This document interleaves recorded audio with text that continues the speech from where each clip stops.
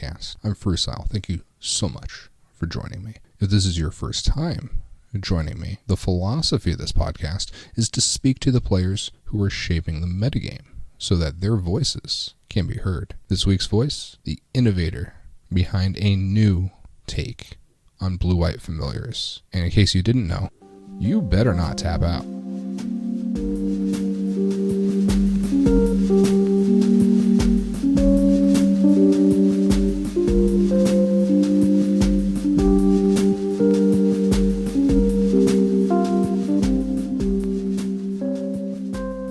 Thank you so much for joining me this week. Could you tell me a bit about yourself? Thank you so much for having me on. My name is Saiden.raken on MTGO. We're Cali guys on everything else, basically. I'm a software engineer in the Northeast United States, and my little kid is 2 now, and that forces me to play Magic mostly in the wee hours of the early morning before anybody wakes up. Started playing Magic in high school when my friend introduced me to White Weenie. And what we didn't realize at the time was that White Weenie was extremely complicated because it had flanking and I believe banding. So that made things... My entry to Magic was very complicated. So you told me how you got started playing the game. What year was this? I think it was probably 2002, 2001. Okay, yeah. A few years before I got started. Banding isn't something commonly heard these days, so... Yeah, the mechanics really threw me for a loop, and I probably put it down for a good 6 months before we picked it up again. And we were right on the cusp of when Magic Online was first starting, so he convinced me to join Magic Online and start doing Limited. And we played a lot of drafts on Magic Online together, because every high schooler was on AIM with their buddies, so we could do that and play Magic Online at the same time. This sounds about right, actually. For me, it was original Ravnica drafting and plenty of AIM as well. Now, how did you get started with Pauper? Well, so I played a lot of Limited in high school and burned a ton of cash. You can just see eventually the writing's on the wall and you're not really making money. You're wasting your time. And so I started looking into Constructed. Put down Magic Online for quite a while, and then just after college picked it back up and looked into Pauper because the decks were only 40, 50 tickets, and I ended up picking up Is It Blitz, which was extremely fun. I love the turn 3, you take 20, or any sort of blue-red combo-y feel was really up in my wheelhouse. And then I started discovering different people's YouTube videos, and I don't think it was Reddit at the time, but just different posts about the format, and it kept me pretty engaged. And what made you stay with Pauper all these years later? So I did kind of branch out to other formats and try to get, a modern deck or a standard deck here or there, but just the price keeps skyrocketing, and every single time you think you have it under control, it changes. So it was like in Pauper, things can settle down, you can kind of get used to the metagame, and you can become an expert with your deck, which I really liked, as well as pick up multiple decks at the same time. Well, speaking about being an expert with a deck, you are really doing something right now with blue-white familiars. Your list is very interesting. Tell me about your 4th place finish in the playoff. I can walk you through the tournament if you'd like. Please do. So round 1, I got, I would say, kind of lucky and hit a bye. My opponent did not show up, which I guess is expected in the Pauper playoffs since everyone has the points and it was the last one. You might as well register. Round 2, I played against Tron, and while I feel like my deck has a good Tron matchup, I just couldn't get there with the draws. And game 1 and game 2, they just countered me out. And in game 2, they completely locked me out with double wall. And I think they had 4 counterspells in hand at one point, which was just obscene, and I had to close it out. Round 3 was Boros Monarch, and it was a really funky build of Boros Monarch where they went turn 2 Seeker the way. I play Seagate Oracle. They attack, I block. They used Prismatic Strands to kill my Seagate Oracle, which I was not expecting. And then the next turn, they throw down the Tooth of Chisk Goria to kill my other creature. So I was just like, this is insane. Is this Boros Bully? Is this Metalcraft? What's going on? But luckily, my deck has a bunch of Prismatic Strands in it, and I was able to hold off the pressure and gain a bunch of life with Faithfuls and just take them out. And then game 2 was pretty much the same thing, but then they thought they were safe because they played an Oblivion Ring to get rid of my Flicker on board, and they bolted my Muldrifter to get it away. But I had a Mortuary Mire and an Active Sanctuary on board, so I flicker the Mire Sanctuary, get back Drifter and Flicker. Next turn, preordain, see Echoing Truth and a familiar, get my Muldrifter back on board, and then the next turn they're like, okay, this guy doesn't have anything. They tap out for all their stuff. I Echoing Truth the Oblivion Ring, play familiar, and just bam, you're dead. Which is just so satisfying as a combo player. Round 4 was against Boros Bully, which was pretty much the same as against the Boros Monarch, where we just try to buy time with strands and a couple of counterspells well placed, and again they tapped out and they didn't make it. So don't tap out, guys. Round 5 was where I started to get scared because I played against a burn player, and I won game 1 pretty quickly because he almost killed me and I top decked the combo. Game 2, I brought in all my blue blasts, all my life gain, and managed to hold him out and win again. Round 6, I played against Boros Bully. This was an interesting game. I won game 1 because I had all my strands online and I was able to outvalue them. And then game 2, he completely overwhelmed me with like 10 different birds in the air, and he baited a counterspell and then pyroblasted it, played another land drop, and then just threw out a rally to just blow me out. Game 3, he was aggressive again, but I had like a triple faithful draw to start, so I was gaining tons and tons and tons of life. He wasn't able to really get past all that life gain, but he had, I think, 15 creatures on board, so he's swinging out with everything, and I'm thinking, okay, well, I have a strands, I can just prevent all this, no big deal. I block, play my strands, and then he Flaring Banes, which is something I just haven't seen because I was running Stonehorns a lot, and I almost died. I was down to 15 life, luckily, because I blocked, and then the next turn, because he comboed out to try to kill me, or he tapped out to try to kill me, I was able to combo him out and win. And then round 7 was my winning end, and it was against a burn player. They go turn 1 Lava Spike, and I'm just like, oh my god, this is just a coin toss, because if I get my life gain, they're not going to win, but if they get their Thermos, then I'm dead. So here we go. I was able to win game 1. Pretty scary game. He bolted me down. He used a bunch of just all his burn. I got down to 3 life, and then I had to fade a burn spell to win. He didn't get a burn spell, and I was able to accumulate some life game advantage and get there. And then in game 2, game 2 was pretty crazy because I had all of my counter spells and all of my life gain, but none of my card advantage. So I'm countering all his bolts, I'm countering his Thermos, I'm getting my blue blast back with my Sanctuary, but I'm not really drawing any cards. So even though he's drawing blanks, I'm also kind of drawing blanks because I'm just drawing the answer and not getting ahead. And I was very close to dying again, but then I rip a Muldrifter into a Faithful and then just take off from there, and he has to concede. So in the top 8, round 8 was versus Boros Monarch again, and my opponent had Okiba Gang Shinobi, which really put me on the back foot game 1, but I was able to outvalue him, and then all of a sudden he tapped out, and then I untap and kill him. Game 2, he was had his very aggressive start, and just kept killing everything I had, but he just was playing really slowly, and ended up in a very uneventful match. He ended up timing out.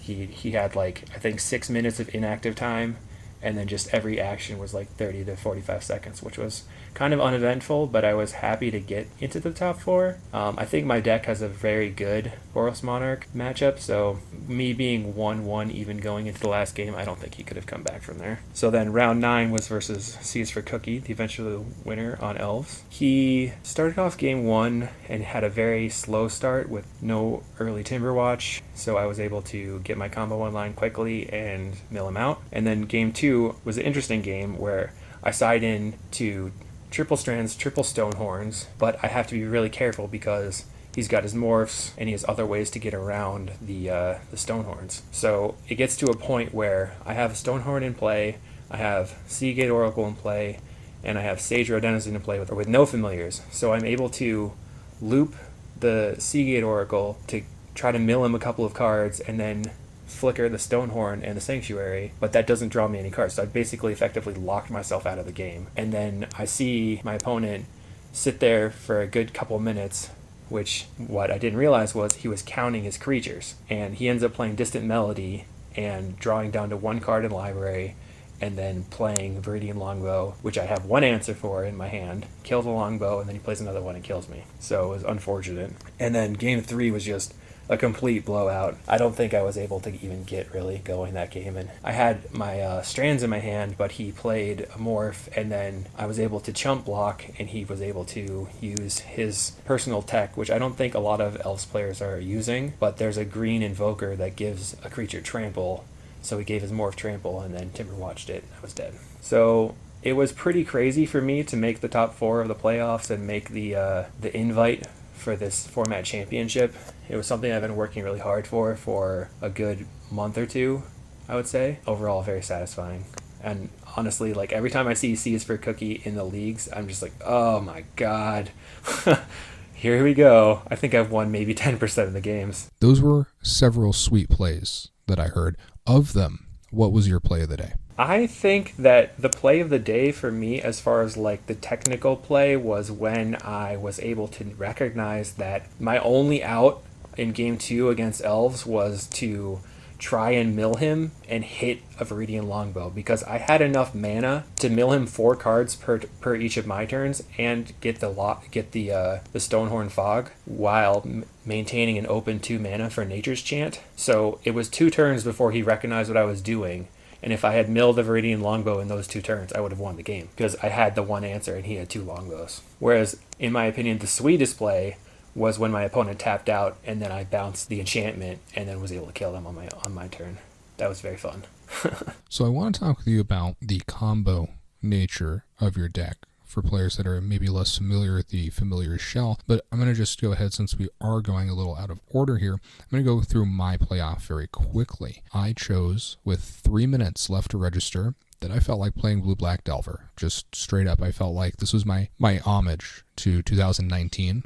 2019 in so many ways was the year of Blue-Black Delver. Maybe the year of Jeskai Ephemerate, depending on how you look at things. But seeing as Jeskai Ephemerate is in a weird place right now. Not that Blue-Black Delver is not in a weird place right now. I just felt a little squirrely. I had the ability, already being qualified to play whatever I felt like. And I felt like playing Blue-Black Delver. And so I did. I put the deck together and registered with 3 minutes to spare. I got a 4-3 finish, which is honestly kind of to be expected when you decided you're on your deck 3 minutes before a tournament. In round 1, I lost to Tron. In round 2, I beat Blue-Black Control, which is actually that sweet list with all the artifact lands and pristine talisman, and the card that lets you draw cards, and if you own an artifact, you don't have to discard. So it's a neat list, but Blue-Black Delver has quite a nice matchup versus it. In round 3, I played against Blue-Red Fae. I won game 1. Game 2 was kind of a non-game. He had the old 1 mountain, 1 island, nothing else going on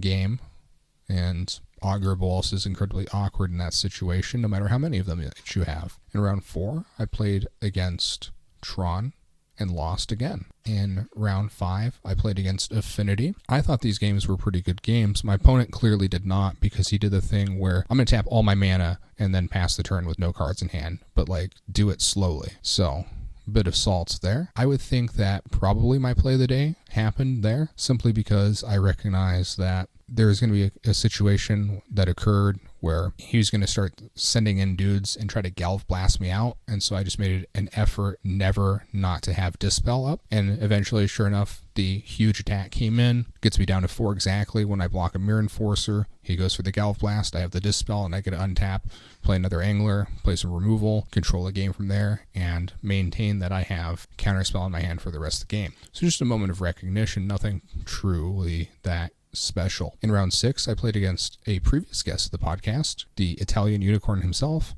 Krilla Piety, and we had some good games. I believe he won turn 18 of game 1. It was pretty drawn out. It was a slugfest. I thoroughly enjoyed it. Game 2, he won on turn 12 or 13.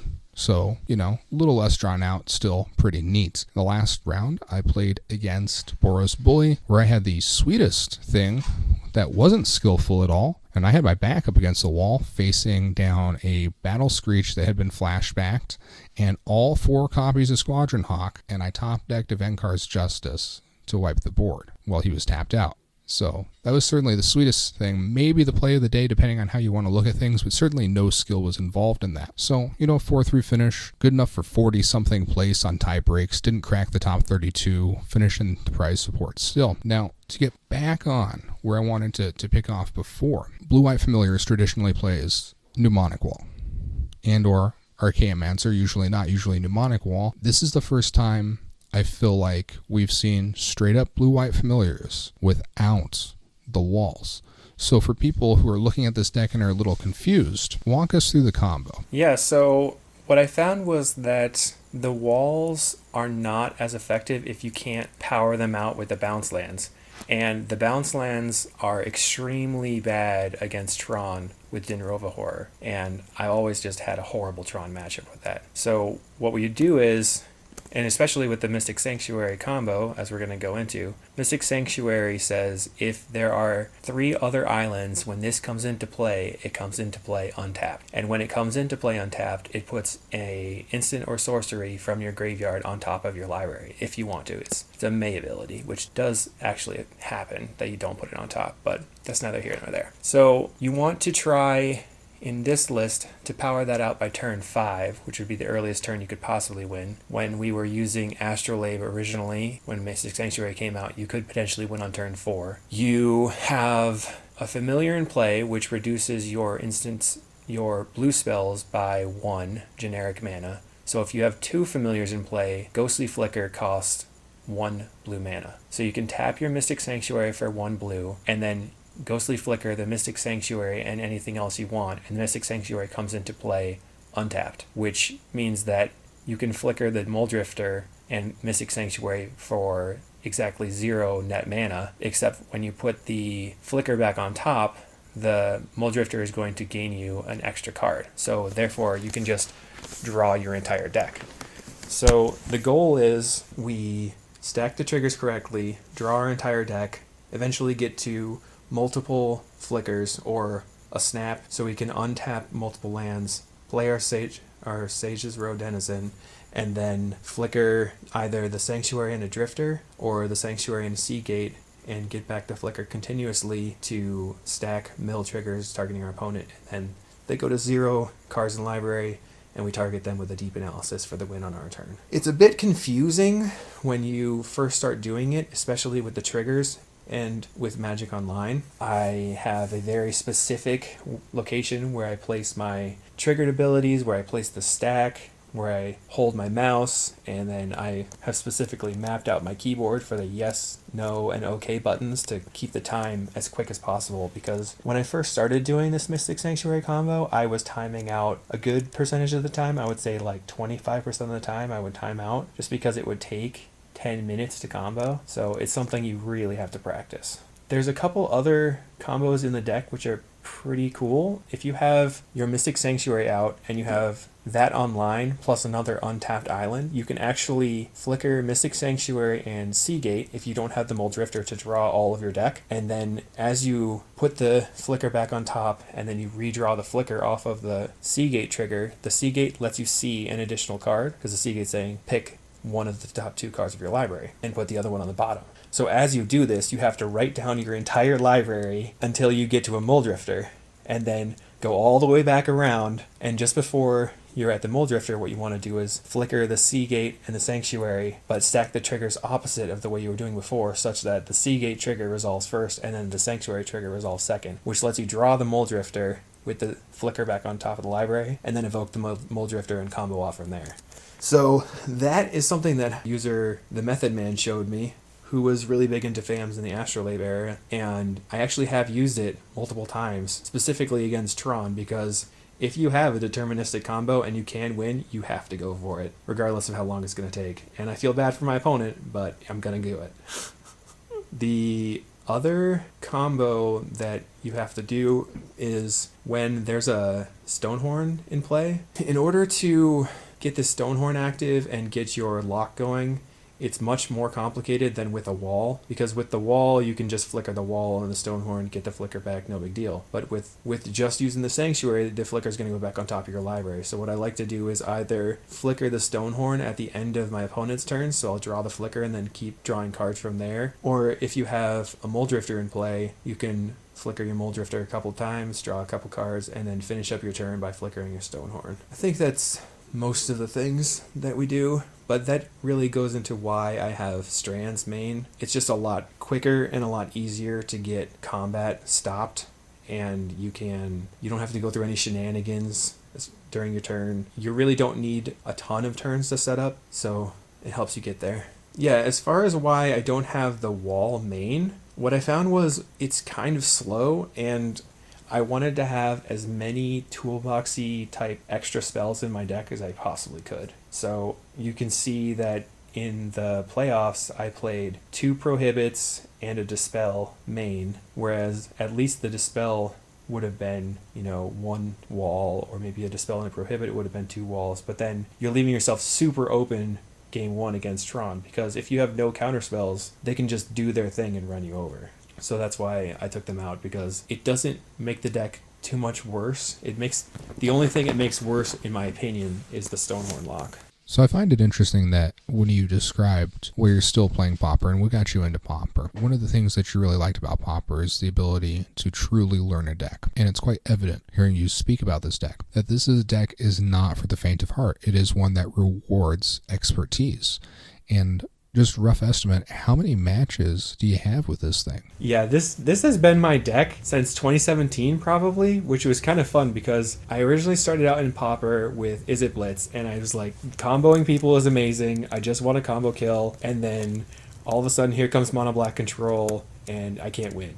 They have 1 or 2 edicts and you're just done for. So I migrated from there to Boros Monarch, and I was doing pretty well. I was happy that I could beat Burn again. I was happy that I could, outvalue people. But all of a sudden, I ran into 420 Dragon in the league, and he just completely destroyed me. I had no idea what was going on. And then after that, we had a small Pauper group in our LGS, and I ran into a player. I'm playing Boros Monarch, and they're playing Jeskai Familiars, but of course all in Japanese cards. So that blew my mind even further. I just couldn't handle it. So as I looked into it, I saw 420 Dragon had videos. I saw that another user called Blood Pet had videos, and I started going down the rabbit hole. But it's that combo feel, and as a combo player, it's just knowing that you have 100% win is just amazing. Well, that all Japanese cards guy sounds like my kind of player. Certainly something that I do in real life as well. I play with,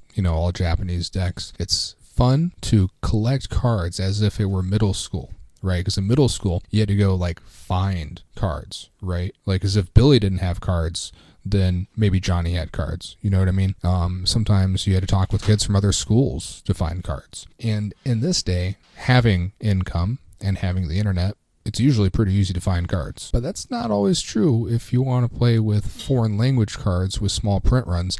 I've been looking for a Japanese Leave No Trace for 2 years, straight up. So I can truly appreciate that side story there that you mentioned. But getting back into this deck, you did answer a question. Yeah, I kind of rambled, but you asked me how many matches I've played, and I think I've been playing it nonstop as my Pauper deck since 2018. And probably, recently it's 3 leagues a week because I play 3 to 4 matches in the morning. Once you get efficient, you can kind of run through them. So it's just hundreds and hundreds and hundreds and hundreds and hundreds of matches. Well, it's certainly paid off. Now, one of the questions I feel like a lot of people would have just looking at this list is the 2 Azorius Chanceries as traditionally blue-white familiars. Historically, blue-white familiars has run 4 to 6 of the bounce and or Karu lands, depending on your, the nomenclature of choice. But you've already explained, hey, Mystic Sanctuary, you can't really do that anymore, which leads me to ask, the 2 snaps, is snap still worth it in this deck without those bounce lands? Yeah, that's something that we've been debating. I've been debating with some people whether or not the snaps are important. I think having turn 3 familiar snap your guy, play a Seagate is still worth it. And there is some times when you can run into, I have my 1 bounce land and my snaps are going to accelerate me a little bit even without a familiar. So having those is good. I like having at least 1 in the deck so that when you loop all the way through your deck, you can untap a couple of lands. I have found that Echoing Truth has been more helpful, but Snap it just still feels good because it's a free spell and you can evoke your Drifter, snap it, evoke it again, or whatever you need to do. I think if you went too far off of the Snap plan, it just won't feel good. Okay, so moving into your sideboard, tell me about Disdainful Stroke. Is that just for, my guess is going to be, Black-White Pestilence it seems quite strong against, and potentially Tron seems good against, but how close am I in my guesses here? I don't know if I would bring it in against Pestilence. I think the Negate and maybe the Prohibit would help me out against the actual Pestilence coming down, and a lot of times I just try to Nature's Chant it and then go off the next turn. But it's really there specifically for Tron, and sometimes for like Blue-Black Delver if they have a lot of Delve spells. What I found, actually Blood Pet and 420 Dragon were the first ones to show this in videos, but it's basically anything that you would have wanted to Pyroblast in Tron, you can just Disdainful Stroke. You can hit Moldrifter, you can hit the wall, and you can hit Din Rova Horror, and even if they play a Crusher, you can grab it. A lot of players that are playing Tron have no idea that it's coming, because they're ready for a Pyroblast, but they're not ready for a Disdainful Stroke. They're like, okay, well, they have 1 blue mana. They can't negate my wall. They can't dispel it. I'll just throw it out there, and then you have a Disdainful Stroke and just get them. Yeah, that seems honestly very clever. The other thing that sticks out in your sideboard is just the Nature's Chant. Is that just for flavor? Because, it's just a functional disenchant. Technically, it's hybrid mana for a color you don't play. And I was just curious, is there perhaps an argument for, dismantling Blow? Well, Nature's Chant has the special ability of being -1 when you have a familiar out because it's green, so that's why it's being used. Something you don't see right away, but yeah, you can pay just 1 white to blow anything up. That's a great point. I didn't, without hovering over the card Sunscape Familiar, realize that green spells were also reduced. I've never seen anyone use a Sunscape Familiar to reduce a green spell before, so well put. Yeah, that's I think Raptor, when he did super well in one of the challenges with his Bant walls, the familiar can reduce the cost of all those other walls, which was something that was really accelerating the deck. But you don't see it because it's only used for blue spells traditionally. Now, with this list, is there anything that you would change moving forward? I've been pretty happy with the stock list. I think the things that are in flux are the 3 anti-aggro cards in the strands, and then how am I going to manage my interaction spells. So I have 5 interaction spells in the deck right now. It was Echoing Truth, Snap, I guess 6 in the playoffs one. So it was 2 snaps, Echoing Truth, 2 prohibit, and a dispel. Right now I'm testing a negate over the dispel main because negate, I think I'm a little bit shell-shocked from playing elves. Honestly, dispel can't do anything against elves, whereas negate can hit at a distant melody at least. It's hard to say what the important parts are, but those are the flex cards I think right now. I'm trying to debate whether or not I want to put more anti-Delver tech in, but we haven't seen too much of it. As it is, just having 2 Rift Watchers in the board is not very good against them, but the only thing I would cut from there is potentially a Blue Blast for another Rift Watcher, which just makes me softer to burn, so it's give and take, and there's way more burn in the leagues, so not worth it. There are going to be players that see your list from the 4th place finish in the playoffs, and they're going to want to try this deck out. Could you run through the matchups with the deck? What decks do you want to play against, and what decks don't you want to play against? Yeah, I think mono-colored aggro is good with the strands. I feel very confident versus Stompy at this time. Basically, the plan versus Stompy is land a Prismatic Strands early to stop them, and then land a Faithful and start cantripping to gain a ton of life and get out of range. And what I do against them is just only use strands if I'm going to die, which makes them have to use a swipe to try to kill my guy, and then I can just strands and they're out a turn and a card. I really like seeing mid-rangey decks because this deck just draws so many cards you can outvalue them by leaps and bounds. Generally, I feel confident versus Tron, but I don't really want to see the matchup because Tron is so configurable that you never really know what you're going to get, but Din Rova Horror always just, it's a beating. Affinity has been pretty bad for me as well because the strands don't do anything, and I feel like Affinity can kill you on turn 4 and just never got a chance to do anything. So fast combo, fast aggro, where it's multicolored is not great. The Blue-Black Delver has been sometimes good, sometimes bad based on other people's builds, but it's just an aggro tempo with counter backup is not what you want to see. Luckily, in the playoffs, I played against mostly Burn and Boros. So I guess all good matchups. Every time I see burn, I'm a little bit scared, but if you get your turn 1 faithful or turn maybe 2 faithfuls, then you're just way out of range for them. It's funny that you mentioned Blue-Black Delver towards the end, because I couldn't help but think, as you were going through your tournament, saying so many times, but then my opponent tapped out and he lost the game, I just kept thinking about Snuff Out, right? It seems quite problematic. Yeah, so that is another good reason to have a negate. But the dispels, when I'm playing against Blue-Back Delver, I just bring in all of my counter spells. Every dispel I ever see, because all their interaction is instant speed. And then you just try to outvalue them, basically. And then use your snaps and Echoing Truth to get rid of their delve creatures, and the Faithfuls can gain you out of range for the delvers. But I was playing Familiars in the heyday of Blue-Black Delver, and it was miserable. Absolutely miserable. Well, that deck was really good. And again, one of the reasons why I chose to play the current version of it is an homage to 2019, because for the first 6 months of 2019, Blue-Black Delver was king. And when, most of the deck got banned, it's a little weaker these days. Now, you qualified for the format championship. It's 5 weeks away. I'm just going to throw out a guess and say you're playing Blue-White Familiars based off. Yeah, I would say unless anything crazy happens, but I'm not aware of any. I don't know when the next set is being released, but yeah, I just need to get more practice, try to tighten it up, and see where we go from there.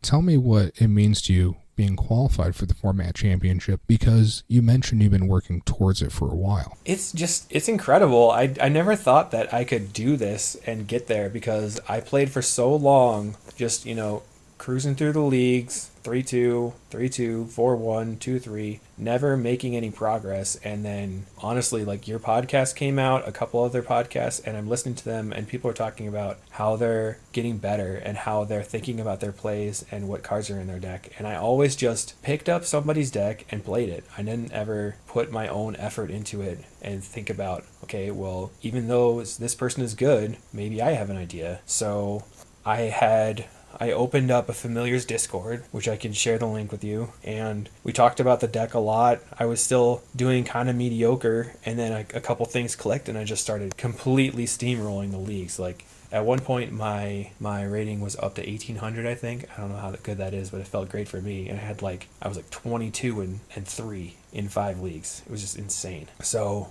it feels really validating to be putting my own touch on it and putting all that effort in, and then I have all this practice experience, and someone starts playing against me, and I know exactly what to do at any given time and just roll. It's a great feeling, and I can't believe that I actually made the ranks of the best Pauper players. It's really cool. It occurs to me that you know how to play against every deck in the field, but probably most players don't know how to play against you. Yeah, that gives you a huge edge, I would say. Especially as we talked about in the game, people start tapping out. They don't expect it. And I have been kind of popularizing the deck, and I made a couple posts on Reddit. I've been talking about it, and I guess probably it's just getting harder. They announced that next year there would not be a format championship. What's your take on that? I'm excited to have more opportunities to play. I think that people were missing the dailies. I know that old grinders wanted that back. I'm mostly a leagues player because I don't have a ton of time to hit all these weekend challenges, but I think that it'll be good for the game if they can start qualifying people for PTs through Pauper, and who knows, maybe we'll see a Pauper PT sometime. That would be awesome. Well, it's in my observation that because of that, the special avatars we will receive on January 12th when playing the Format Championship just got a whole lot rarer. Oh, yeah. Is it tradable? That's the real question. I would be surprised if they are. Now, I guess you just can't ever change it. That's going to be your avatar forever now. Yeah, pretty much, yeah.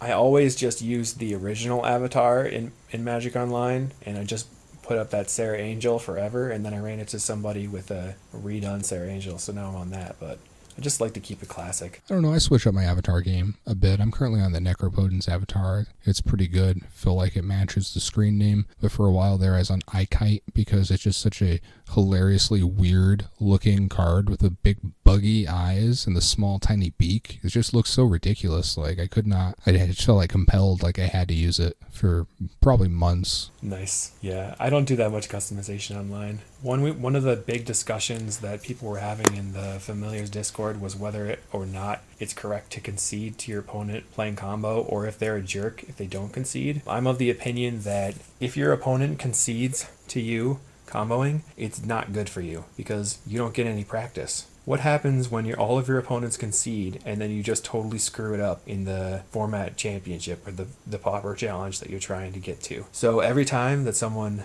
makes me play it out, I say, thank you, I will combo, and I'm still going to get you. When they concede, I will take that time because that's nice, but I think it's important to practice. And don't call your opponent a jerk. I've shied away from playing combo and Pauper because it's usually quite grindy, especially now that Gush is gone and Try became really awkward. But historically for me, I've been big on combo. I played Grimlong back in 2005. I played Doomsday in Vintage. I played Giftstorm very recently in Modern. I love a good combo deck, and I always hate it when people concede because it's like, dude, I played this deck for a reason. Yeah, like I want a combo. It's my thing. Let me do my thing, you know? So I totally feel you there. Yeah, it's not very satisfying in paper because you say, okay, I did it, good game. Whereas like online with familiars, you're playing the game of, can I win not just against my opponent but against the clock? So as they start, trying to time you out or doing crazy things, and you're just like, your adrenaline just starts spiking and you're just frantically clicking. It's fun. I would say that the full-on combo, like if you have the full combo in hand and they're at 40 cards in library, it probably takes 3 to 5 minutes to combo them out, depending on if you have to use Seagate or the Muldrifter. But there have been times where I am just digging and I have to go all the way down to the last card of my library to get the Sage's Rodenizen. I should note that the Familiars deck also has an infinite mana combo, but it takes a lot of clicks. If you have 2 Mystic Sanctuaries or 1 Mystic Sanctuary and 4 other islands and 2 flickers, you can flicker Sanctuary and an island and then put the flicker on top and then flicker the Sanctuary and a Drifter, which nets you 1 blue mana. You don't want to do that unless you have to. Just yet another sweet hidden interaction in there. The deck's full of them. Did you have any other hot takes? I don't think so. I've just been really having a great time, especially because I had, played Magic Online for so long without really finding a deck that spoke to me and that I could do well with. I saw that people were down on Familiars, but maybe you're just doing it wrong. Or maybe I'm doing something weird. Well, it's definitely working out for you, and I hope people do take notice. So we've already done our play of the days, but what is your Silly Slivers ability? I thought about this for a long time. I think I want to give Slivers the ability to combo off, but not too radically. I think that every Sliver gets tap, add 1 generic mana for every Sliver that came into play this turn. So we get a little bit of a Sliver storm. When I was thinking about Slivers, my extremely, extremely silly ability would be tap, target Sliver becomes a copy of this Sliver, which just gets insane because I was trying to teach my wife to play Magic the Gathering. I gave her the Slivers deck, and she just looked at me dumbfounded. So that would make it even better. I think that's pretty wholesome, that you're trying to teach your wife the game, and that you got her started with a deck that's surprisingly nuanced. Oh yeah, I need to pick up all the cards to make it the good Slivers deck that you top 8'd with. So I think my ability this week is all Slivers have become quite domesticated over the years. They just hang out, drink beers, have a good time.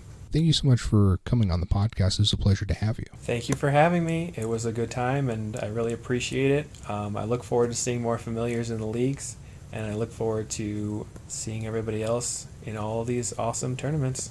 And thanks once more to my guest for coming on the podcast. Very interesting to hear from a specialist. It occurs to me that last week's guest was a specialist too. Tim and Saiden both play hundreds of matches each and every year with their Pauper decks, and they've got results to show for it. Whereas I'm the kind of guy that will just audible into something because he thinks it's fun. They are dedicated. And because of that, they develop expertise at a high level. They can see plays. They can find lines that other pilots would never see, that could never see, especially if they picked up their deck just a few minutes before the start of a tournament. It's an interesting thing for me to consider moving forward. Speaking of moving forward, coming up on the podcast, I mentioned before, we wanted to track down the winner of Brazilian Nationals. Well, I have made contact with him, but he doesn't speak English.